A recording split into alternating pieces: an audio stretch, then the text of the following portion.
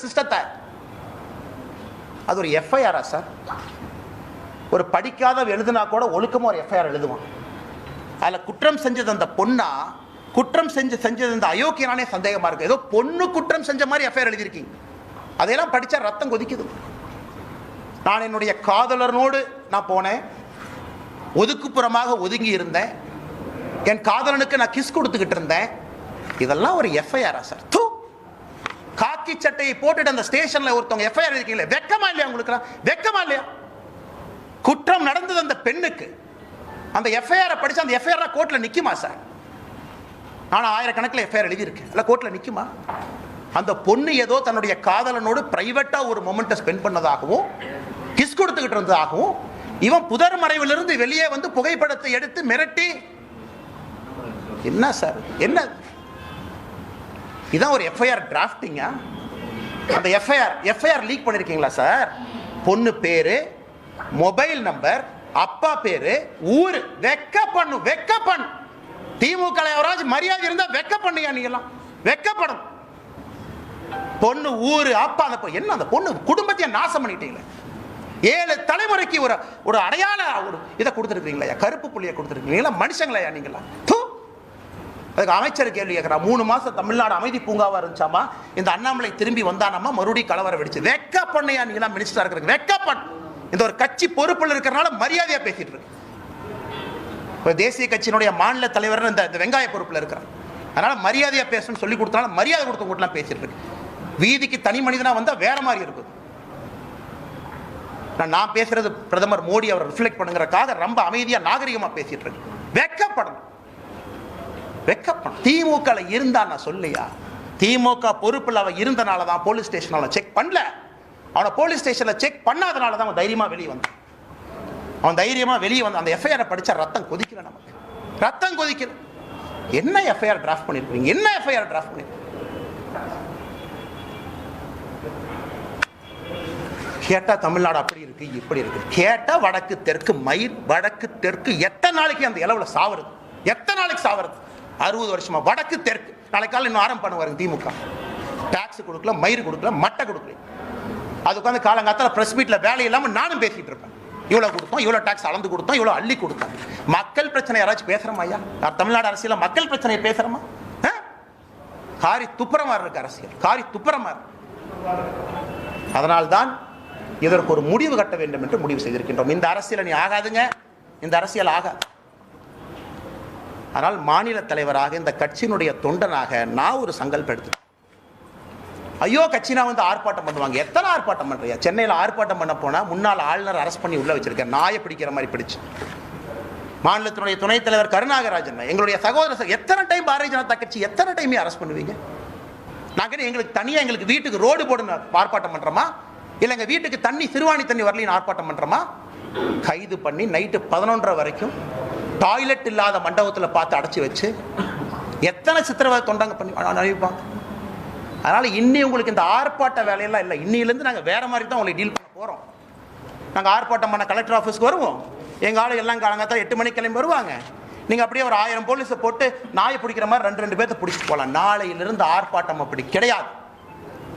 ஒரு வீட்டுக்கு வெளியே ஆர்ப்பாட்டம் நடக்கும். நீ 10,000 போலீஸ் இறக்கிய பார்த்தலாம். நான் ஒரே இடத்துல அப்படியே என் தொண்டனை கூட்டிட்டு வருவேன், லட்டம் தர மாதிரி அமுத்திட்டு போயிடுவீங்க. நீங்க ஒரு வீட்டுக்கு முன்பு நாளை பாரதிய ஜனதா கட்சியின் தொண்டன் காலையில் 10 மணிக்கு வெளியே வந்து நிற்பான்.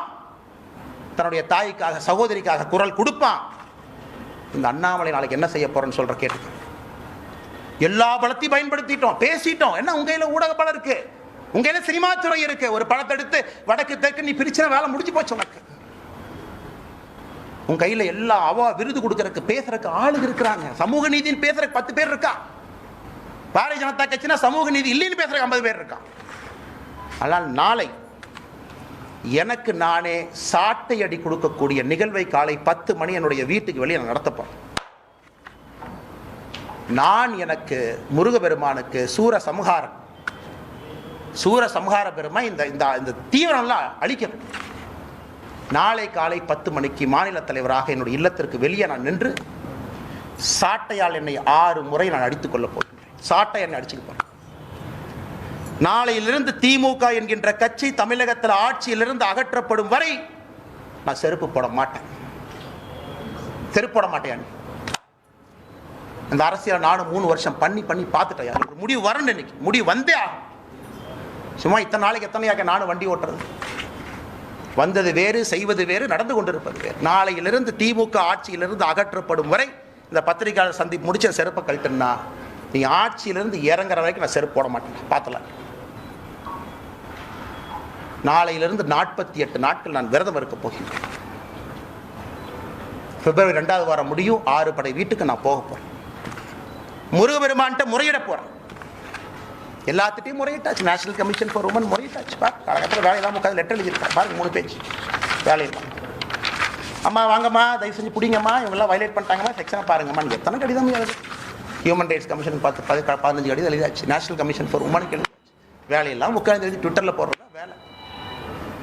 இன்னி பார்த்துக்கலாம் அரசியல், இன்னி பார்த்துக்கலாம். நாகரிகமான அரசியல். இந்த பவுண்டு பை நீங்கள் அநாகரிகமாக பேசுறீங்கல்ல, சோசியல் மீடியாவில் குடும்பத்தை எடுக்கிறீங்க, என்ன வேணாலும் நீங்கள் பேசுவீங்க. கேட்டால் அப்படியே கட்சி போறவைக்குள்ள ஒளிஞ்சுக்குவீங்க. நாளையிலிருந்து என்னுடைய அரசியலும் அப்படித்தான் இருக்கும்.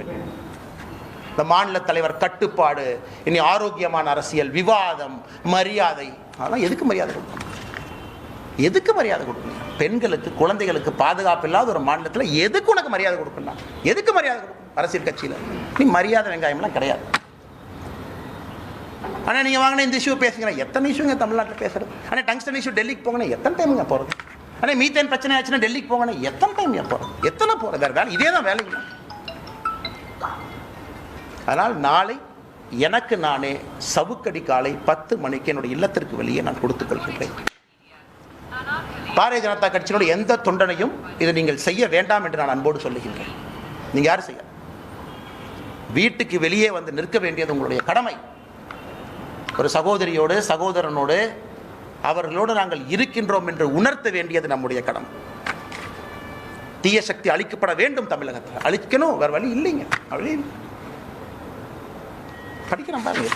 எத்தனை கேங் ரேப்பியா, எத்தனையா பண்ணுவீங்க, என்னையா பண்ணுவீங்க தெரியாம கேட்குறேன். 14/8/2024 gang rape of em woman accused யார்? கவிதாசன். என்ன நடத்தினா? Udhayanidhi Stalin fan club Orathanadu. 2/1/2023 youth wing of DMK sexual assault of woman police constable. லட்சணத்துக்கு பாருங்க, விளங்கியது. 22/3/2022 gang rape of 22-year-old woman in Virudhunagar after blackmailing ஒரு வீடியோ. பாருங்க, எல்லாம் பாருங்க. கேட்டால் கட்சி அப்படி யாருமே இல்லை, அப்படிலாம் பொய் சொல்கிறாரு. அண்ணாமலை வந்ததுக்கப்புறம் அது வேலை இல்லாமல் செய்கிறாரு. அதனால் பத்திரிகை நண்பர்களே, வேறு வழி எங்களுக்கு இல்லை. மக்களுடைய கவனத்தை ஈர்ப்பதற்கு எங்களுக்கு வழி இல்லை. இது சாமானிய மிடில் கிளாஸ் பையன் கொதிக்கணியா? மிடில் கிளாஸ் ஆள் எந்திரிக்கணும். அவன் எந்திரிக்காமலாம் அரசியலில் எந்த மாற்றமும் இல்லை. சும்மா அப்படியே பேசிட்டே வண்டி ஓட்ட வேண்டியதான். 1 country 1 election, அது 1 மாதம் ஓட்டு, இது 1 மாதம் ஓட்டு, டங்ஸ்டன் ஒரு 3 மாதம் ஓட்டு, மீத்தேன் ஹைட்ரோ கார்பன் 6 மாதம் ஓட்டு. அவ்வளோதான். நம்ம எல்லாம் மறந்துடுவோம் எதுக்காக இருக்கிறோம், என்ன வேலை செய்கிறோம். அதனால் மறுபடியும் நான் சொல்வது, நடுத்தர வாழ்வு வாழக்கூடிய நீங்கள் தயவு செஞ்சு வெளியே வாங்க, பேசுங்க, கேள்வி கேளுங்க. ரோட்டில் வந்து நில்லுங்க, நாளைக்கு கேளுங்க. லோக்கல் எம்எல்ஏக்கு தெரியும் உங்கள் ஓட்டு நீங்கள் போட மாட்டீங்கன்னு தெரியும். இந்த இலவச பணத்தை எல்லாம் எலெக்ஷன் அப்போ தூக்கிட்டு வாங்க, இப்போ எடுத்து தூக்கி எறிங்க. அதனால் பத்திரிகை நண்பர்களுக்கு என்னுடைய அன்பான வேண்டுகோள், நீங்கள் அதை கேட்கணுங்க. மீடியாவில் டிபேட் வைக்கணும், விவாத பொருள் வைக்கணும். அன்னைக்கு நாமளும் மனுஷங்க தான், அதே சாப்பாடு சாப்பிட்றோம். 6 அறிவு இருக்கு. நம்ம வீட்டில் நடந்துதான் சும்மா இருப்பாங்களா? கத்தி எடுத்து வெட்ட போக மாட்டோம். விவாத பொருள் பேசவே வர சொல்லு. எதுக்கு அப்படி பண்றீங்கன்னு கேளு. ரிப்பீட் ஆஃபெண்டர் எதுக்கு ரவுடி ஷீட்ல வைக்கலன்னு கேளு. பொறுப்பேற்று கமிஷனர் விலக சொல்லுங்க. குறைந்தபட்ச டெப்டி கமிஷனர் வீட்டுக்கு போக சொல்லுங்க. ஆனால் இதை சொல்ல வேண்டும் என்பதற்காகத்தான் அந்த பத்திரிகையாளர் சந்திப்பேன். இதை தவிர நான் வேற எந்த இது சம்பந்தமான கேள்விகளுக்கு நான் பதில் சொல்றேன். ஆனால் கோயம்புத்தூர் இதாயிருச்சு, கரண்ட் போயிடுச்சு, இதெல்லாம் இன்னைக்கு இல்லை. அதெல்லாம் நாளைக்கு நாளான்னைக்கு கரண்ட் போனது, தண்ணி இல்லாதது, டாய்லெட்டில் தண்ணி வராதெல்லாம் நாளைக்கு நான் சொல்கிறேன். இன்னைக்கு இந்த இது சம்பந்தமாக நண்பர்கள் கேள்விகளுக்கு நான் பதில் சொல்கிறேன். நாம சொன்னதுக்கு அப்புறம் எடுக்கிறாங்க. NCWக்கு எழுதுனதுக்கு அப்புறம் போலீஸ் எல்லாம் பெண்டை கழட்டுக்கு எழுதி இருக்கிறோம். ஆக்ஷன் எடுங்க. ஒருத்தனையோட எப்படி வெளியே வந்துச்சு நான் கேட்குறேன். CCTNS நெட்வொர்க்ல இருந்து வெளியே எப்படி வரும், எப்படி வந்துச்சுன்னு சொல்லுங்க. யாராச்சும் ஹேக் பண்ணிட்டாங்களா? அப்போ யார் ஹேக் பண்ணாங்கன்னு சொல்லுங்க. செல்போன்ல எல்லாம் எடுக்கலீங்க, PDF அப்படியே PDF டவுன்லோட் பண்ணி வெளியே விட்டுருக்குறீங்க. எதுக்கு? விக்டிம் ஷேமிங் பண்ணணும். Victim shaming. இந்த பொண்ணு சரியில்லை, அதனால தான் இது நடந்துச்சு. எத்தனை நாளைக்கு அந்த ட்ராமாவை தமிழ்நாட்டில் பண்ணுவீங்க? எத்தனை நாளைக்கு பண்ணுவீங்க? இந்த பொண்ணு சரியில்லாத பொண்ணு அப்படின்னு மக்களுக்கு பார்த்தா தெரியணுமா? ஏங்க காதலனாக இருக்கட்டும் காதலியாக இருக்கட்டும் 18 வயசுக்கு மேல அவங்க தனிப்பட்ட உரிமை. வெட்கி தலை குனியனுங்க, தலை குனியனுங்க, தலை குனி. நாம் எல்லோருமே சாமானிய மனிதர்களாக தலை குனிந்து நிற்கணும். ஏன்னா சகோதரி நம்ம மண்ணில் தமிழ்நாட்டில் அது நடந்திருக்கு. பாவம் எவ்வளோ கஷ்டப்பட்டிருப்பாங்க அந்த பொண்ணு, பாருங்க எவ்வளோ எவ்வளோ அசிங்கப்படுறது. எஃப்ஐஆரை படிச்சுப்பாங்க. அந்த குற்றவாளி காலையில் போலீஸார் பிடியிலிருந்து தப்பிச்சு போகும்போது கீழே விழுந்தாரு. என்ன வெங்காயங்க, என்ன வெங்காயங்க. ஒரு கான்ஸ்டபிளை கூப்பிட்டு ஒரு அடி அடினா கை உடைய, ஒரு அடினா கால். இது பனிஷ்மெண்ட்டா? இது பனிஷ்மெண்ட்டா? ஒரு மாவு கட்டு போட்டு எடுத்து ஃபோட்டோ கொடுத்துட்டா அப்படியே மக்களுடைய கோபம் அப்படியே தணிஞ்சு, அப்பா அவனுக்கு வந்து பார்ப்பா கை ஒரு கை உடஞ்சிட்டு மாவு கட்டி போட்டிருக்காங்க, கால் ஒரு கால் உடஞ்சிருச்சு மாவு கட்டு போட்டாங்க. என்ன எல்லாம் 1980 கலைஞர் கருணாநிதி ஐயா திரைக்கதை வசனம் எழுதிட்டு இருக்காங்களா? உண்மையான அரசா இருந்தா 10 நாள்ல சார்ஜ் ஷீட் போடும், 11வது நாள்ல ஸ்பெஷல் கோர்ட்டை கூப்பிட்டு 15வது நாள்ல தண்டனை கூட. நான் சொல்றேன், இந்த டிராமால எங்களுக்கு வேண்டாம். மாவு கட்டு போட்டேன், கையை உடைச்சேன், கால் உடைச்சேன், இந்த டிராமால வேண்டாம் சார். 7 நாள்ல ட்ரையல் நடந்த கேஸ் இந்தியாவில் இருக்கு சார். 5 நாள்ல சார்ஜ் ஷீட் போட்டிருக்காங்க சார். ஒரே நாள்ல ட்ரையல் முடிச்சிருக்காங்க சார். நீங்க நினைக்கிற மாதிரி 1 வருஷம் 2 வருஷம் 10 நாள்ல ஒரு சார்ஜ் ஷீட்டை போட்டு ட்ரையல் நடத்தி தண்டனை வாங்கி கொடுக்க முடியும். பண்ணீங்களா? பிரிசன் மினிஸ்டர் என்ன சொன்னார் ரகுபதி? அண்ணாமலைக்கு பொய் சொல்வது மட்டும்தான் வேலையா? காலையாக தான் வேலை. அவங்க வீட்டில் நேர்ந்து விட்டுருக்காங்க. எங்கள் அம்மா ரகுபதி வீட்டில் நேர்ந்து விட்டுருக்குறாங்க. பொய் சொல்கிறது மட்டும்தான் காலையிலேருந்து இரவு வரை இதான் எனக்கு வேலை. ஏயா பிரிசன் துறையை கையில் வச்சிருக்கிற, ஒழுக்கமாக ஒரு வேலை செஞ்சிருக்கியா? அதுவரை தெரியாமல் நான் கேட்குறேன், ஒழுக்கமாக செஞ்சுருக்கீங்களா? எங்கள் வேலை நாயை போல தப்பு பண்ணால் கொண்டு வந்து மக்கள்கிட்ட வைக்கிறதா எங்கள் வேலை. பதில் சொல்கிறது உங்கள் வேலை. ஆளுங்கட்சிக்கார victim shaming, FIR copy release, இதெல்லாம் நம்ம முறை சொல்லல. வேலையெல்லாம் எழுதுனீங்களா அவன் பேர் பத்திரிகையில்? சும்மா அதே அதே அச்சில் போய் பத்திரிக்கை போய் அதே ஞானசேகரன் பேர் அடிச்சுட்டு அதே வெளியே வந்துருச்சுங்களா? சிட்டி ரோபோட் மாதிரி ஏதோ ஒன்று அறிவாளி உட்காந்துருக்காங்களா இதில்? அதனால் இது கம்பீரமாக எடுத்துக்கணுங்க. அது ரொம்ப தப்பு பண்ணுறேங்க. நாம் ஒன்னொன்னும் அடுத்து அதை விட கொடூரமாக இருக்கிறனால முன்னாடி நடக்கிறத மறந்தாச்சு. இதை விட அது கொடூரமாக இருந்துச்சுங்க, அதனால் இதை மறந்தாச்சு.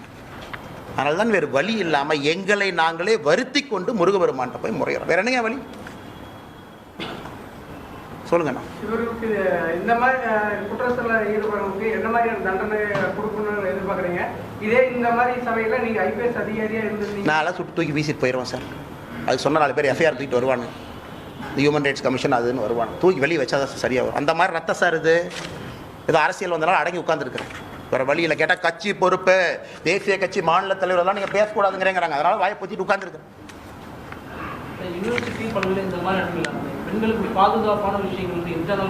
சார் நிர்பயா ஃபண்டு கொடுத்துருக்கேன் சார், நிர்பயா ஃபண்டு கொடுத்துருக்கேன் சார், 1000 கோடி கொடுத்துருக்கேன் சார். ஏன் சார் ஒரு அண்ணா யூனிவர்சிட்டியில் தமிழ்நாட்டினுடைய பழமையான இன்ஜினியரிங் காலேஜில் ஒரு லோட்டு சிசிடிவிக்கு ஒயர் கனெக்ஷன் இல்லைன்னு சொல்றியா? வெக்கப்படலையா? எங்கேயுமே கனெக்ஷன் இல்லை. அப்ப நிர்பயா ஃபண்ட் எங்க போச்சு? நிர்பயா ஃபண்ட் கொடுத்ததே இதுக்கு தானே. நிர்பயா ஃபண்ட் எதுக்கு கொடுத்தோம்? முதலமைச்சர் வீட்டுக்கு போற சாலையில 4 சிசிடிவி போடுற கொடுத்தோமா? எதுக்குங்க நிர்பயா ஃபண்ட் கொடுத்தோம்? இதுக்கு தாங்க கொடுத்தோம். அடிப்படையே இல்லை. கேட்டா யூஜிசி கமிஷன் நாமினி வரணுமா? ஏன் உனக்கு அண்ணா யூனிவர்சிட்டியில சிசிடிவி வைக்கிற துப்பு இல்லை? நீ யூஜிசி கமிஷன் நாமினியை பத்தி பேசிட்டு இருக்க? வெக்கமால உனக்கு? வெக்கமால்.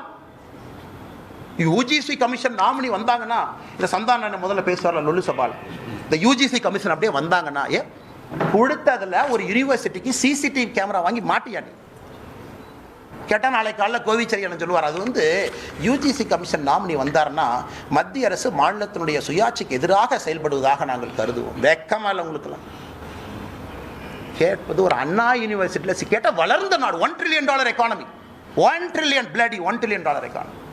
ஒரு காலேஜில் பெண் குழந்தைகள் படிக்கிற இடத்துல ஒரு சிசிடிவி கேமரா வைக்கிறதுக்கு லாய்க்கு இல்லை. $1 trillion எக்கானமி என்ன பிடுங்க போறீங்க? $1 trillion எக்கானமி அம்பானி உருவாக்கி தமிழ்நாட்டில் ஒரு 10 முதலாளிகள் உருவாக்கி $1 trillion டிக் போடுறக்கா? இல்லை ஏழை மக்களுக்கு வேலை செய்யறதுக்காக அரசு இருக்கா? என்ன கேட்குற கேள்வி நியாயம் இருக்கு? $1 trillion என்ன வெங்காயத்துக்குன்னு கேட்குறேன். அண்ணா யூனிவர்சிட்டி சிசிடிவி வேலை செய்யாது, பஸ்ஸில் பேருந்து ஓட்ட, மேலே ஏறினா எப்போ இடிஞ்சு விடுன்னு யாருக்கும் தெரியாது. ஆனால் $1 trillion எக்கானமியை நோக்கி தமிழகம் செல்லுமா? இதை வெக்கமா இல்லை உங்களுக்கு? இந்த விஷயத்தை பொறுத்த வரைக்கும் முன்பே தகவல் தெரிஞ்சிருந்திருந்தா இன்னும் ஒரு துரிதமான நடவடிக்கை எடுத்திருப்போம். 2 நாள் கழிச்சு புகார் கொடுத்திருந்தாலும் அரசு பல்கலைக்கழகம் காவல்துறையினருக்கு சிறப்பான ஒரு நடவடிக்கை எடுத்திருக்குன்னு சொல்லி உயர்நீதிமன்ற அமைச்சர் சொல்லியிருக்காங்க. அண்ணே அதுக்கு தானே என் சாட்டை எண்ணெய் அடிச்சுக்கிறேனே. இந்த கேள்விக்கெல்லாம் பதில் சொல்லுமேன்னு தான் சாட்டை எடுத்து நாளை காலையில் எண்ணெயை நான் அடிச்சுக்கிறேன். முன்பே பாலியல் குற்றத்திலே ஈடுபட்டு இருக்கின்றான். Your honour mister education minister, ஸ்டேஷனில் ரெக்கார்டுன்னு ஒன்று இருக்கும். இந்த கோர்ட்டு பிசின்னு ஒருத்தர் அந்த ரெக்கார்டை மெயின்டைன் பண்ணுவார். ரிப்பீட் அஃபெண்டரை பார்க்கணும், அதை ரவுடி ஷீட்டில் எழுதணும். மாதம் 21 நாளைக்கு ஒருக்கா பெரேடில் வந்து நிப்பாட்டணும். அவன் போலீஸ் ஸ்டேஷனுக்கு வந்தாலே கை கால்லாம் நடுங்கும். இந்த குற்றத்தை அவன் பண்ணுறான்னா அண்ணே அது ஒரு நாள் குற்றமான எனக்கு சந்தேகமாக இருக்குனே. அந்த எஃப்ஐஆரை படித்து பார்த்தா அது ஒரு பொண்ணுக்கு மட்டும்தான் அது நடந்தால் எனக்கு சந்தேகமாக இருக்கு. அதே இடம் அதே புஷ் திடீரென்ற உள்ளே வெளியே வந்தான் மாயாவி போல. எஃப்ஐஆரை டிராஃப்ட் பண்ணியிருக்கானுங்க. இந்த விரச கதைகள்லாம் படிப்பாங்கல்ல, அது கூட இதை விட நல்லா எழுதுவாங்க. அதனால தான் நான் இவ்வளவு வேகமாக செல்வதற்கு காரணம், இன்னி நாங்கள் அரசியலை மாற்ற போகிறோம். நீ சித்தாந்தம் லொட்டு லொசுக்கு நார்த்து சவுத்து இதெல்லாம் நீ வேலைக்கு ஆகாது, அதெல்லாம் வேலைக்கு ஆகாது. இவ்வளோ தூரம் பேசுவேன். நாளை காலையில் வந்து மத்திய அரசு டாக்ஸை குறைச்சி கொடுத்துட்டாங்கம்மா. நான் என்ன சொல்லுவேன், காலிலேருந்து தொண்டை தண்ணி கிளிய அது ஏன் கொடுத்தோம்னா அது டைரக்ட் டாக்ஸ் என்ன, அது இன்டைரக்ட் டாக்ஸ் என்ன, ஜிஎஸ்டி வசூல் என்ன, ஒரிசாக்கு எவ்வளோ போச்சு, குஜராத்துக்கு எவ்வளோ போச்சு, 3 மணி நேரம் பேசிட்டு நானும் படுத்துங்கிருவேன், நீங்களும் படுத்து. பெண்களுக்கு எதிரான குற்றங்கள் அங்கங்கே நடந்துக்கிட்டே இருக்கும். இன்னும் இது வேலைக்காக சார், இவங்க புறணை பிடிக்கணும், வேற மாதிரி அரசியல் பண்ண சொல்லுங்கண்ணா.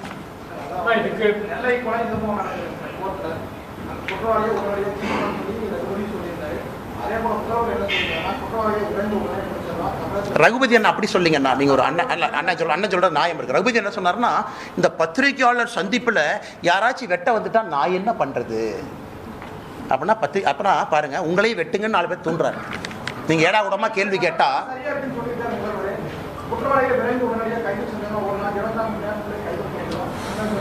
அண்ணா பப்ளிக் பிளேஸ்ல ஒருத்தர் வெப்பன் கொண்டு வர்றான். எப்படி கொண்டு வர்றான்?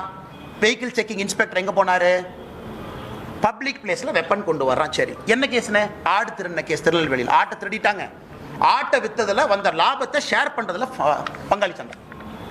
பப்ளிக்ல வெப்பனை கொண்டுட்டு கோர்ட்டு பிரிமைஸ் வாசலுக்கு வர்றான், which is a sanctified zone. நீதிபதிகள் போறாங்க, செக் பண்ணுவாங்க, காவல்துறை இருக்கும், பாம்பு டிஸ்போசல் ஸ்குவாட் இருக்கும் இல்லையாங்கண்ணே. ஒரு மாவட்டத்தில் முக்கியமான எதுங்க? எஸ்பி ஆஃபீஸ், கலெக்டர் ஆஃபீஸ், நீதிபதி ஆஃபீஸ், 3 தானே. அங்கே உன்னால பாதுகாப்பு கொடுக்கணும் அண்ணா. 80% of police is prevention of crime. குற்றத்தை தடுப்பதற்கு தான் 80% வேலையோ தவிர, குற்றம் செய்த பிறகு வெத்தலை பாக்கு வச்சு அதுக்கெல்லாம் பழத்தை வச்சு சூடத்தை பற்றி வச்சு அண்ணே குற்றவாளி அண்ணே வாங்க. எப்படி வேலூரில் அரெஸ்ட் பண்ணாங்க? பாரதிய ஜனதா கட்சி தொண்டை விட்டல்குமாரை வெட்டியாச்சு. நான் தொண்டை தண்ணி கிளிய சொல்கிறேன், அவங்க பஞ்சாயத்து தலைவர் தானே கொன்னது. இல்லை பஞ்சாயத்து தலைவர் ரொம்ப நல்ல ஒரு கொள்ளி. அடுத்த நான் அக்யூஸ் 2 பேர் கோர்ட்டில் போய் சரண்டராருக்கு நல்ல நேரம் பார்த்துட்டு இருக்கான். அதை நான் ட்விட்டரில் ஃபோட்டோ பாருங்க பாரு, ஏன் வந்து அக்யூஸ் 2 பேர் உட்காந்து போய் பிடிச்சிட்டு வாங்க. வெக்கமா இல்லையா? ரகுபதி அண்ணன் பேசுறதெல்லாம் ஒரு பேச்சானே. அண்ணன் பேசுறது, அவர் பேசுறது ஒரு அமைச்சர் பேசுற அழகா இருக்கு. இல்லைன்னு சொல்லுங்க, நீங்க இல்லைன்னு சொன்னா நான் ப்ரூஃபை கொடுக்குறேன். உங்க கட்சியில் இருந்தா பொறுப்புல இருந்தா நான் சொல்றேன். அது இதுக்கு இந்த விதண்டாவாதமா திருப்பி போட்டு இங்கே எங்கே ஏன் திருப்பி போட்டு, இதான் நான் கேட்குற கேள்வி. ஆனால் பத்திரிகை நண்பர்களுடைய நெஞ்சத்தையும் தொட்டுத்தான் நான் சொல்றேனே. உங்களுக்கு சார்பாகவும் நான் பேசுறேன். பத்திரிகையாளர் சந்திப்பில் ஒருத்த வெட்ட வந்துட்டா நான் என்ன பண்ணுவேன்னா, அப்ப அந்த பொறுப்புக்கு நீ லாயக்கு இல்லை, ரிசைன் பண்ணிட்டு வீட்டுக்கு போயான்னு. நாங்கள் அமைச்சர்களாக இருந்து பத்திரிகையாளர் சந்திப்பில் ஒருத்த வெட்ட வந்தானா முதல்ல அவனை வெட்டுவோம். உனக்கு பத்திரிகையாளருக்கே உனக்கு நியாயம் கொடுக்க முடியல, என்ன துப்புக்கு உனக்கு அமைச்சராக இருக்குது, வீட்டுக்கு போக வேண்டியதான். அது பத்திரிகை நண்பர்கள் நீங்கள் கேட்கணும், நானே எங்களுக்கே உங்களால் பாதுகாப்பு கொடுக்க முடியல, எதுக்குன்னே அமைச்சர் பொறுப்பு, எதுக்குன்னே காரு, எதுக்குன்னே கொண்டை, எதுக்குன்னே 2 போலீஸ், எதுக்குன்னே யூனிஃபார்ம் 2 பேர், ஆயுத பூஜை வர்றதுக்கான 2 பூஜை வச்சுருக்காங்க. அதனால் பத்திரிகை நண்பர்களுக்கு வணக்கத்தை தெரிவித்து நன்றியை தெரிவித்து, ரொம்ப சீரியஸான இஷ்யூங்கண்ணே. நான் டைவர்ட் ஆகி வேறு இடத்துக்கு போக விரும்பலிங்கண்ணே. நாளை காலை 10 மணிக்கு உங்களை சந்திக்கிறோங்கண்ணே. பாரதிய ஜனதா கட்சியினுடைய தொண்டர்கள் தமிழகம் முழுவதும் எல்லா இடத்துலையும் இருப்பாங்க. காலைல 10 மணிக்கு வீட்டுக்கு வெளியே வந்து ஆர்ப்பாட்டம் பண்ணுவாங்க, போராட்டம் பண்ணுவாங்க. பொதுமக்களும் கலந்து கொள்ள வேண்டும் என்று அன்போடு கேட்டுக்கொள்கிறேன்.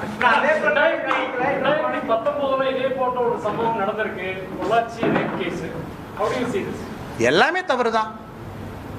நான் அரசியல் வந்த பிறகு கூட்டணி கட்சி அன்னை சோப் போடுவார், பேச மாட்டார்.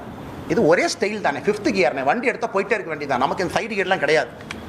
நான் அரசியலுக்கு வந்த பிறகு என்கிட்ட கேள்வி, யார் தவறு செய்தாலும் தவறுன்னு தான் நான் சொல்றேன். நான் எங்கேயும் வந்து ஊழல் சொன்னாலும் காமனாத்தா சொல்றேன். நான் சில பேர் சொல்லுவாங்க மெச்சூர்டா பிஹேவ் பண்ணணும், அதுக்கான அரசியலுக்கு வரல. வீட்டில் விவசாயம் பார்த்துட்டு கம்மன் இருந்துக்கிறேன், அம்மாவோட இருந்துக்கிறேன் வயசான காலத்தில், அதுக்கான அரசியலுக்கு வரல.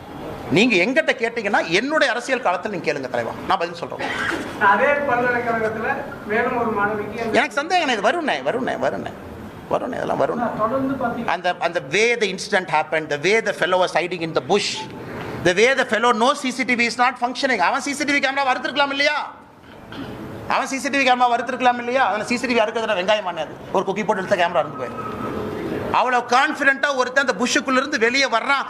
அது வந்து எஃப்ஐஆர்ல சொல்றாங்க, என்னை இந்த வழியிலே அழைத்து சென்றான்னா அவனுக்கு ரூட்டும் தெரிஞ்சிருக்கு. இந்த பில்டிங்க்கு ஒதுக்குப்புறமாக என்னை அழைத்து சென்றானா எந்த பில்டிங்க்கு பின்னாடி போகணும்னு தெரிஞ்சிருக்கு. அதை பார்த்து கூட காவல்துறை இவன் ரிப்பீட் அஃபெண்டர், மாட்டினது ஒருக்கா ரெண்டு முறை, மாட்டாதது 10 முறை 15 முறைன்னு புரிஞ்சுக்கிட்டாவே பிரச்சனை முடிஞ்சுதுன்னா. நன்றிங்க. தொடர்ந்து பார்த்தீங்கன்னா பெண்களுக்கு வந்து சமூக நீதியும் அரசு வந்து திராவிட மாடல் அரசு அப்படின்னு சொல்லி திமுக. நான் சத்தியமா உங்கள்கிட்ட கேட்குறேன்னு என்னன்னே வெங்காய சமூக நீதி சொல்லிட்டேன். இன்னைக்கு அந்த பஞ்சாயத்து பண்ணிடுவோம், இன்னைக்கு பேசிடுவோம். பட்டியலிடத்திலிருந்து வந்திருக்கக்கூடிய அமைச்சர் பெருமக்கள் திமுக என்ன பண்ணி வச்சிருக்கீங்க? மொத்தம் இருக்கிறதே 35 அமைச்சர். 35வது பட்டியலிடத்திலிருந்து வந்திருக்கிறவங்க 35வது பொசிஷன். பட்டியலிடத்திலிருந்து வந்திருக்கக்கூடிய இன்னொரு அமைச்சர் 34வது பொசிஷன். பட்டியலிடத்திலிருந்து வந்திருக்கக்கூடிய இன்னொரு அமைச்சர் 32வது பொசிஷன். பட்டியலிடத்திலிருந்து வந்திருக்க இன்னொரு அமைச்சர் 28வது பொசிஷன். 28, 32, 34, 35 இதான். நான் கேட்குறேன்னே, ஏன்பா ஒரு பட்டியலின சகோதர சகோதரி ஒரு துணை முதலமைச்சர் ஆக்கியிருந்தா எவ்வளவு கம்பீரமா இருக்கும். நாங்கள் முதலமைச்சர் ஆக்குகின்றோம், ஜனாதிபதி ஆக்குகின்றோம். ஏன்னா எங்களுக்கு ஜனாதிபதி ஆக்கணும். எல்கே அத்வானி ஐயா நாங்க ஏன் ஆக்கல? தெரியாம கேட்கிறேன். பொருத்தமானவர், கட்சியினுடைய ஐடியோலா. நீங்க யாரா பிரதீபா பட்டீல் அம்மா வாக்குனீங்க? காங்கிரஸ் கேட்கறீங்களா? சமூக நீதி பற்றி பேசுறதுக்கு வெட்கப்படணும்யா நீங்களா?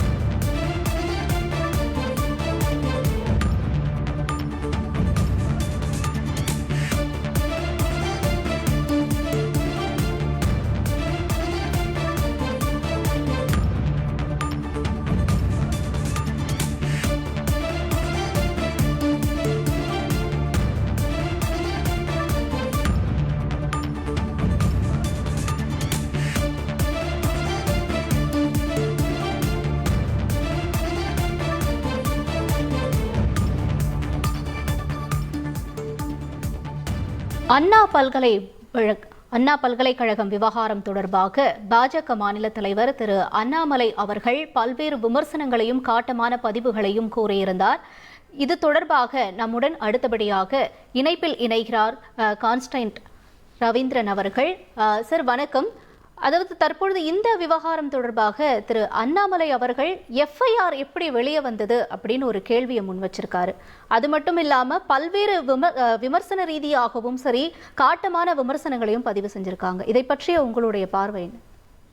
இது விமர்சனம் அல்லவா? இது அவர் கட்சியின் மீது சமீபத்தில் தமிழ்நாட்டில் நடந்த பல பாலியல் குற்றச்சாட்டுகளில் பாரதிய ஜனதா கட்சியினுடைய அதிகாரப்பூர்வமாக அறிவிக்கப்பட்ட நிர்வாகிகள் அதே போன்று கொலை வழக்குகளிலே மாட்டிக்கொண்டிருக்கிற காரணத்தினால் அதை திசை திருப்புவதற்காக எங்கேயோ எப்போதோ அமைச்சரிடமோ முதலமைச்சரிடமோ, ஜனநாயக நாட்டில் ஒரு நிகழ்ச்சிக்கு சென்றால் எத்தனையோ பேர் ஆசையாக வந்து முந்திதான் போட்டோ எடுக்க வேண்டும் என்றால் போட்டோகிராபர் வேண்டும். இப்பொழுது கையிலே ஸ்மார்ட் போன் இருக்கிறது, யார் வேண்டும் என்றாலும் போட்டோ எடுத்துக் கொள்ள முடியும். யாரையும் பிடித்து நாம் தள்ளிவிட முடியாது. போட்டோ எடுத்ததனாலே அவர் கட்சிக்காரர் என்றும் அதனால் அது திமுக என்றும் அவர் பேசுவது என்பது முற்றிலும் அறிவுக்கு ஒவ்வாதது மட்டுமல்ல.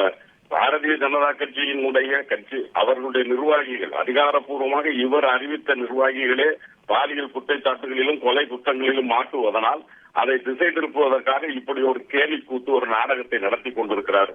இதை நாட்டு மக்களும் பொருட்டாக எடுக்கப் போவதில்லை. திராவிட முன்னேற்ற கழகமும் இதை பற்றி கவலைப்பட வேண்டியதில்லை.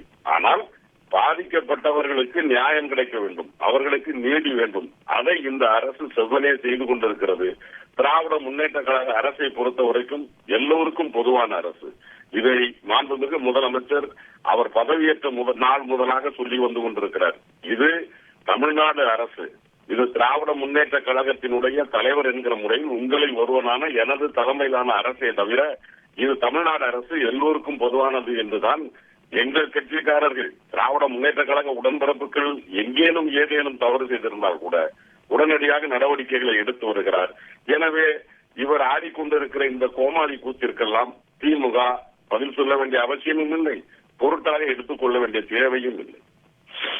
நன்றி திரு ரவீந்திரன் சார், இணைப்பில் இணைந்து உங்களுடைய கருத்துக்களை பகிர்ந்து கொண்டமைக்கு. அண்ணா பல்கலைக்கழக மாணவி பாலியல் வன்கொடுமை செய்யப்பட்டதன் விவகாரம் தொடர்பாக பல்வேறு தரப்பிலிருந்து கருத்துக்களும் விமர்சனங்களும் பரவி வருகிறது. இந்த சூழ்நிலையில் கோவையில் பாஜக மாநில தலைவர் திரு அண்ணாமலை அவர்கள் பல்வேறு விவகாரங்கள் குறித்தும் பேசியிருந்தார்.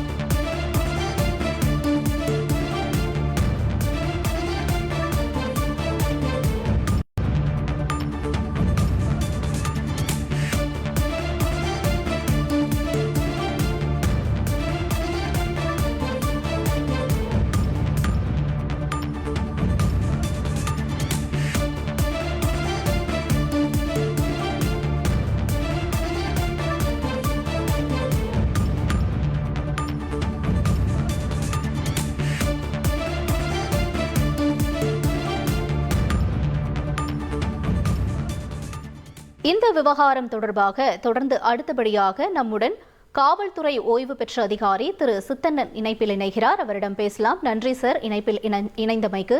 சார், இப்ப இந்த விவகாரம் தொடர்பாக அரசியல் ரீதியா அவர் பல்வேறு கேள்விகளை முன்வச்சாலும் அதே சமயத்துல எஃப்ஐஆர் எப்படி வெளியே வந்துச்சு, அந்த பேர் மாணவியோட பேரு அவங்களோட விலாசம் எல்லாமே வந்து குறிப்பிட்டு வெளியே வந்திருக்கு அப்படிங்கறத ஆணித்தரமா கேள்வி கேட்டிருக்காரு. எப்படி வெளியே வந்துச்சு அப்படின்னு சொல்லி. இது வந்து சட்டப்படி இது வந்து நடைமுறையில இருக்குமா? இப்படி இம்மாதிரியான ஒரு எஃப்ஐஆர் வெளியே வரும்பொழுது அதனுடைய அடுத்த கட்டம் எவ்வாறாக பார்க்கப்படும் சார்? இல்ல, அதாவது இந்த பாலியல் வல்லுறவு வழக்கு சம்பந்தமான எந்த ஒரு குற்றத்தில் சம்பந்தப்பட்ட ஒரு முதல் தகவல் அறிக்கை, அதாவது எஃப்ஐஆர் அப்படிங்கறத வந்து வெளியே யாருமே சொல்லக்கூடாது. அவருடைய அந்த பாதிக்கப்பட்ட பெண்ணினுடைய அல்லது குழந்தையினுடைய பெயர் மற்றும் விலாசங்கள் அல்லது பெயர் விலாசத்தை தெரிந்து கொண்டும் அளவுக்கு இட்டு செல்லுகின்ற எந்த தகவலையும் வெளியே நீங்க சொல்லக்கூடாது. அவங்கள மறுபடியும் ஸ்டிக்மடைஸ் பண்ணக்கூடாது, அவங்களுக்கு மறுபடியும் மன உளைச்சலுக்கு உண்டாகக்கூடாது அப்படின்னு சொல்லிதான் பழைய இந்தியன் பீனல் கோடு அதுல வந்து ஐபிசியில வந்து செக்ஷன் 228A ஐபிசியில சொல்லியிருந்தாங்க. அது வந்து ப்ரோஹிபிட்டட். அப்படி பண்ணாங்கன்னா அது ஒரு குற்றம், தண்டிக்கப்படக்கூடிய ஒரு குற்றம் அப்படின்னு சொன்னாங்க. அதே கரஸ்பாண்டிங்கா இப்போ செக்ஷன் 72 ஆஃப் பாரதிய நியாய சங்கீதா அப்படிங்கிறதுல ஒரு பாலியல் வல்லுறவுக்கு உள்ளாக்கப்பட்ட ஒரு பெண்ணினுடைய பெயர் விலாசம் தெரிவிக்க கூடாது அல்லது அதை தெரிந்து கொள்ளும் அளவுக்கு இட்டு செல்கின்ற தகவலை தெரிவிக்க கூடாது அப்படின்னு சொல்லியிருக்கிறாங்க. சொன்னா கண்டிப்பா அது ஒரு காக்னைசபிள் அஃபென்ஸ். யார் மேல எஃப்ஐஆர் போடலாம், அவங்க மேல அது உண்மை நிரூபணமானால் அது நீதிமன்றத்தில் வழக்கு தொடர்ந்து அவங்க தண்டனையை வாங்கி தரலாம் அப்படின்னு தான் சொல்லியிருக்கு. ஆனால் ஒரு வழக்கு, ஏதாவது ஒரு வழக்கில் ஒரு குற்றம் சாட்டப்பட்ட நபருக்கு எதிராக ஒரு வழக்கு தாக்கல் செய்யப்படும் போது, அதாவது எஃப்ஐஆர் காப்பி வந்து கம்ப்ளைனன்ட்டுக்கு ஒரு காப்பி உடனே கொடுக்குறாங்க. முதல் தகவல் அறிக்கையினுடைய நகலை வந்து உடனடியாக யார் புகார் கொடுத்தாங்களோ அவங்களுக்கு உடனடியாக ஒரு காப்பி ஃப்ரீ ஆஃப் காஸ்ட் கொடுத்து அவங்கள்ட்ட கையெழுத்து வாங்கிடணும்.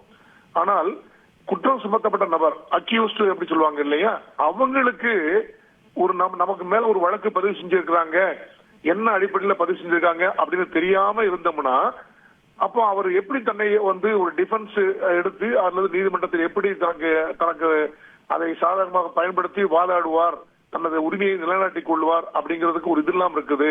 அதனால அக்யூஸ்டுக்கும் எஃப்ஐஆர் உடைய ஒரு காப்பியை தரணும் அப்படிங்கிற ஒரு சூழ்நிலை வரும்போதுதான் இந்தியாவுடைய உச்ச நீதிமன்றம் ஒரு 2-3 வருடங்களுக்கு முன்னால் ஒரு முக்கியமான ஒரு வழக்கில் இனிமேல் காவல்துறையினர் வந்து ஏதாவது யாராவது ஒரு வழக்கு சம்பந்தமாக ஒரு புகார் இருந்தா வழக்கு பதிவு செய்தால் அதை சென்னை போன்ற மெட்ரோபாலிட்டன் சிட்டிஸ்ல எல்லாம் 24 மணி நேரத்துக்குள்ள அந்த எஃப்ஐஆர் வந்து ஆன்லைன்ல போடணும், எல்லாத்துக்கும் தெரியணும்.